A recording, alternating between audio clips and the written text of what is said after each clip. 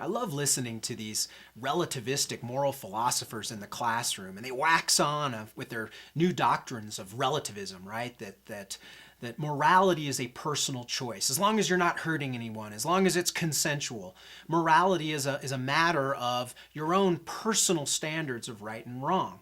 There's no universal notions, no universal standards, no laws of decent behavior that somehow apply to all of us. But then you'll see them outside the classroom, and they're just jumping on these activist bandwagons about notions of injustice or unfairness throughout the world or in our society.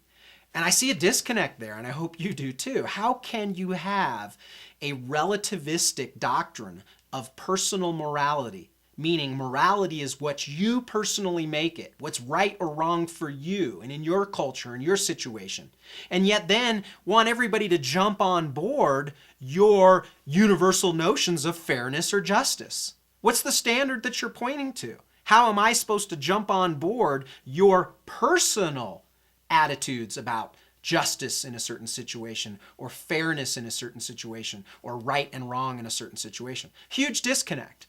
What I'm teaching in the classroom to students today is relativistic doctrine regarding morality, regarding good and evil, right and wrong, black and white. And yet I want everybody to understand what's right or wrong, what these standards of justice or fairness are in our society. It's like music and math. It's this concept that says that with music, it's all about personal preference. It's all about, I like rock and roll, you like country, somebody else likes rap. And who am I to say that mine's right and yours is wrong? It's just a matter of personal subjective preference. That's what morality is. It's a matter of personal subjective preference. And can't we all just get along? Well, I view morality more like math, that there are certain standards. There is 2 + 2 = 4 in the moral judgment world. Rape, murder, corruption, torture, abuse of children, thievery, lying. It goes on, even when you cut down to fairness and respect, courage, altruism.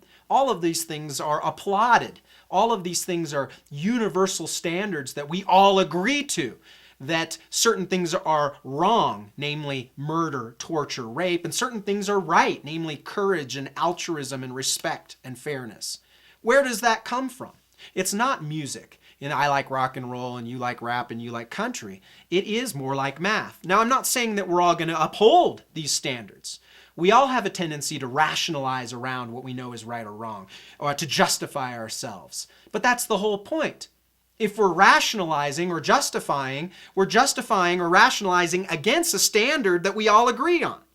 So I return to my relativistic philosophers in the classroom that argue so hard and your rhetoric is so smooth about personal, subjective truth when it comes to moral decision making.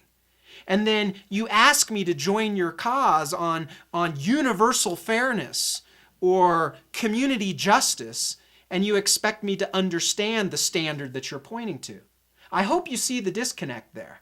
There is standards. There are universals. You just can't have your cake and eat it too.